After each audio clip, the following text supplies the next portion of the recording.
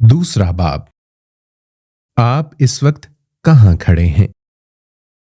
अगर आप नहीं जानते कि आप इस वक्त कहां खड़े हैं, तो आप मुर्दा हैं। Samuel Beckett. आपका दुरुस्त समत में हमवार सफर तय करके आगे बढ़ना उसी सूरत में मुमकिन है जब आपको मालूम हो कि आप अपने सफर के रोड मैप में इस वक्त कहां मौजूद हैं। अगर आप इस कलीदी बात से लाइल्म हैं, तो मंजिल मकसूद तक पहुंचना बहुत मुश्किल होगा। आपको अपने सफर के नुक्ताए आगाज से आगाह रहने की अजहद जरूरत है। हर सफर का आगाज किसी एक खास नुक्ते से होता है, जो कि इब्तदाई जोन कहलाता है। आपको अपने इब्तदाई जोन से आगाह रहना अजहद जरूरी है, ताकि आप अपना तमाम सफर उसकी मुनासबत से तय कर सकें।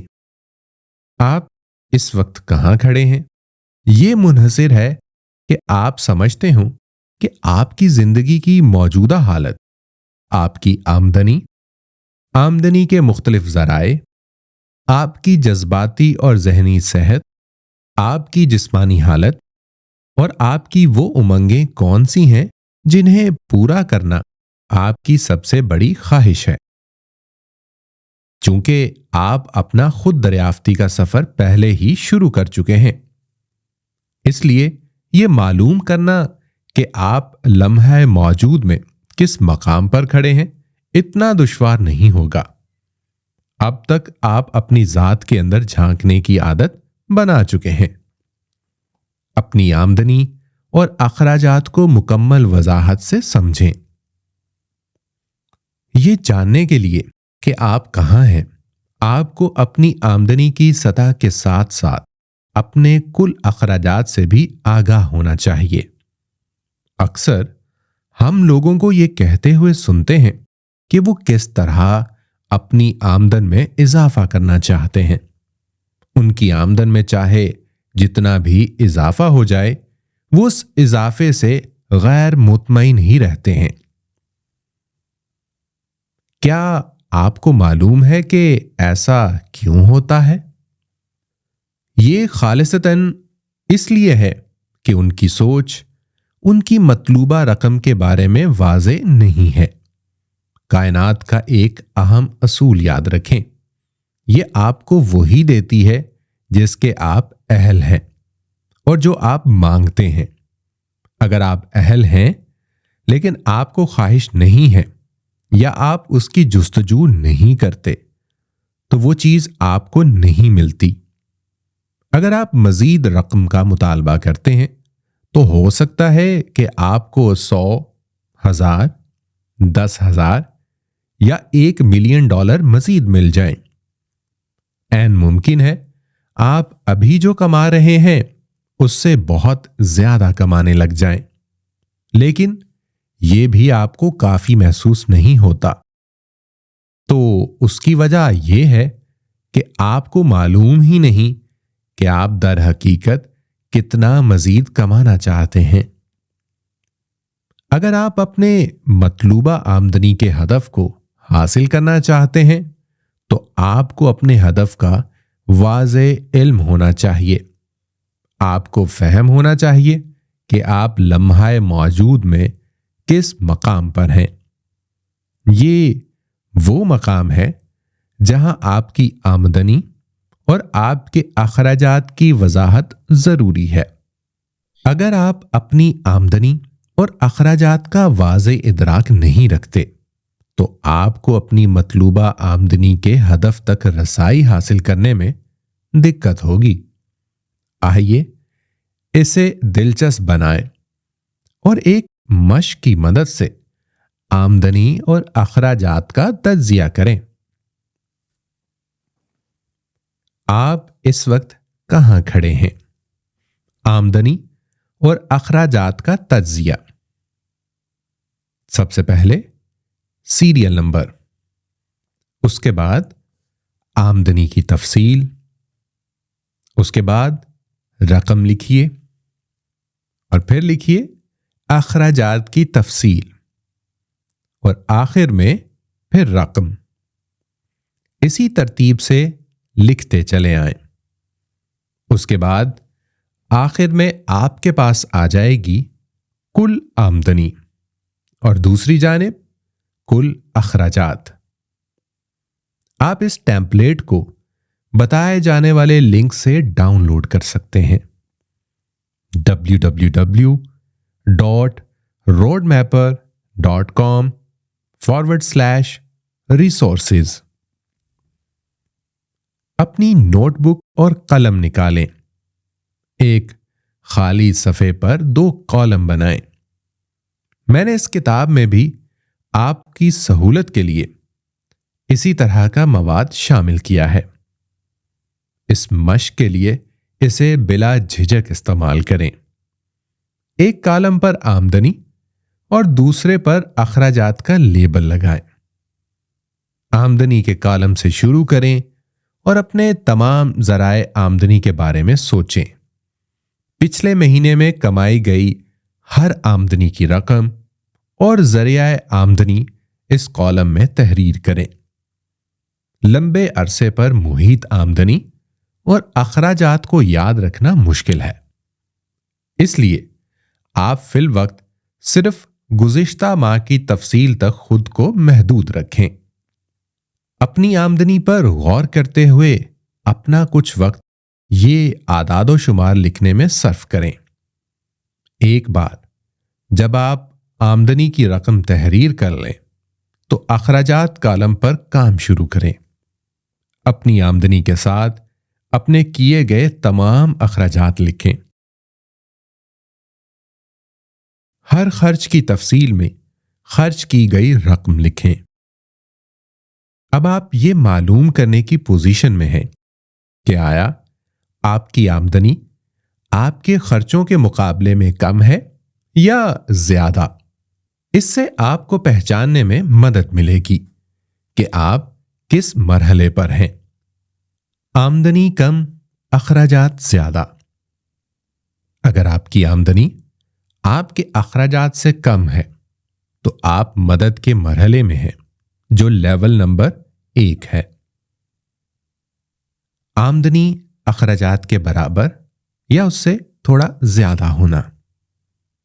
اگر آپ کی آمدنی آپ کے اخراجات کے برابر ہے یا اخراجات سے تھوڑی زیادہ ہے، یعنی تقریباً 10 سے 20%، تو آپ تعمیر کے مرحلے پر ہیں، جو لیول نمبر 2 ہے۔ آمدنی کا اخراجات سے زیادہ ہونا۔ اگر آپ کی آمدنی زیادہ ہے، یعنی آپ کے اخراجات کے مقابلے میں 30 سے 40% زیادہ ہے، تو آپ توسیع کے مرحلے میں ہیں، جو لیول نمبر 3 ہے۔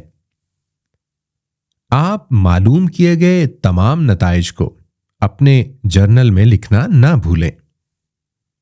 اپنی عادات، شخصیت اور طرز فکر سے آگاہی، بالکل اسی طرح جس طرح آپ نے اپنی موجودہ مالی حالت کا تجزیہ کیا ہے، آپ کو اپنے اندر جھانکنے کی ضرورت ہے۔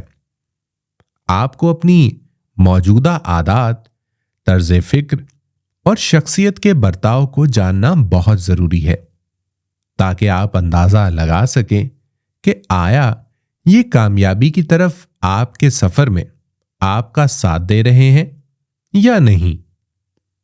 یہاں ایک اور مشق ہے جس میں آپ کو اپنی گزشتہ 1 ہفتے کی عادات اور سرگرمیوں کا تجزیہ کرنا ہے۔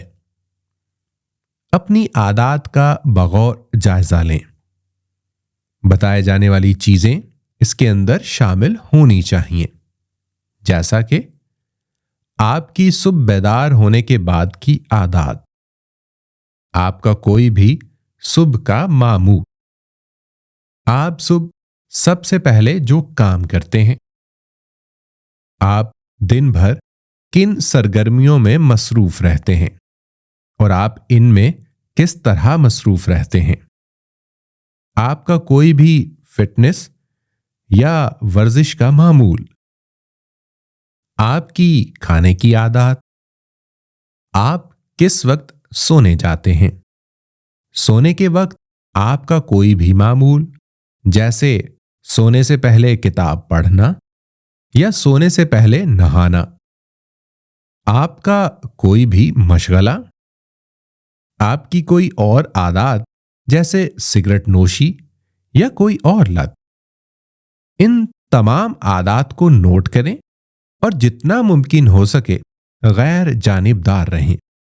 यहां तक कि अगर आपकी कुछ बुरी आदतें हैं तो भी कोई मुजायका नहीं है, क्योंकि अगर आप उनका ईमानदारी से जायजा लेंगे तो आप उनमें बेहतरी लाने के लिए बेहतर पोजीशन में होंगे।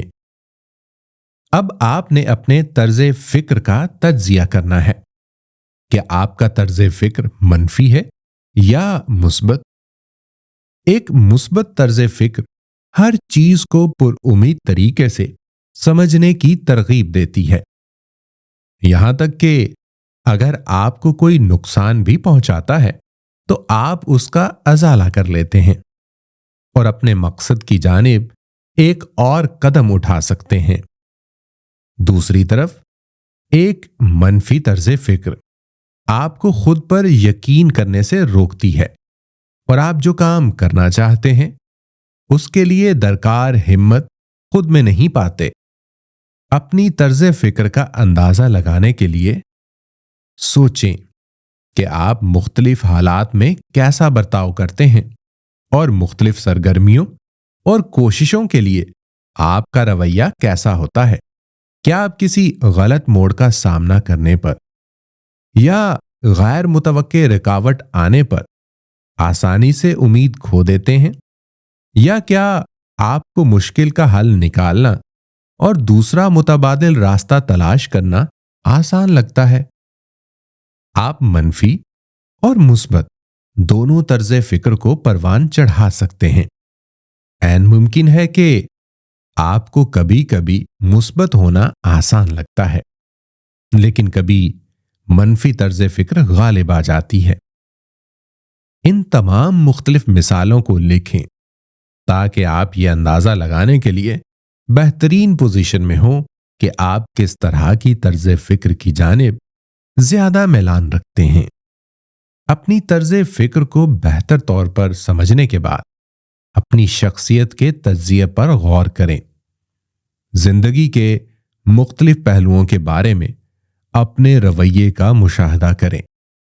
तज्जिया करें कि क्या आप कामयाबी से अपने अहदाफ को हासिल कर लेते हैं या अपने अहदाफ से अक्सर पीछे हट जाते हैं।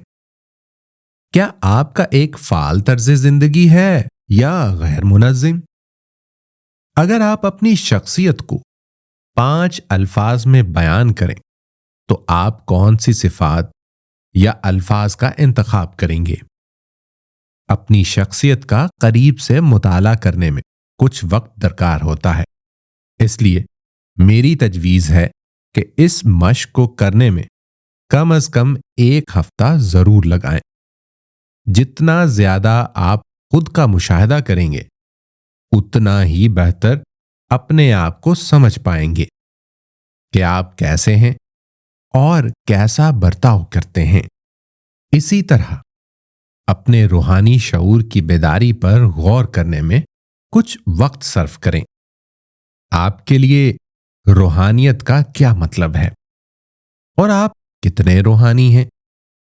हो सकता है कि आपको अभी इसका एहसास ना हो, लेकिन आपकी रूहानियत आपकी आदत, तर्ज फिक्र और रोया जिंदगी के साथ साथ आपके मकासद जिंदगी की तकमील में बड़े पैमाने पर ताउन करती है। एक बार जब आप इन तमाम मशकों पर काम कर लेंगे तो आपको अंदाजा हो जाएगा कि आपको अपने बारे में कितनी बातों का इल्म नहीं था। अब जबकि आप जानते हैं कि आप इस वक्त कहां खड़े हैं, अब वक्त आ गया है कि आप तय कर सकें कि आपने जिंदगी में कहां जाना है।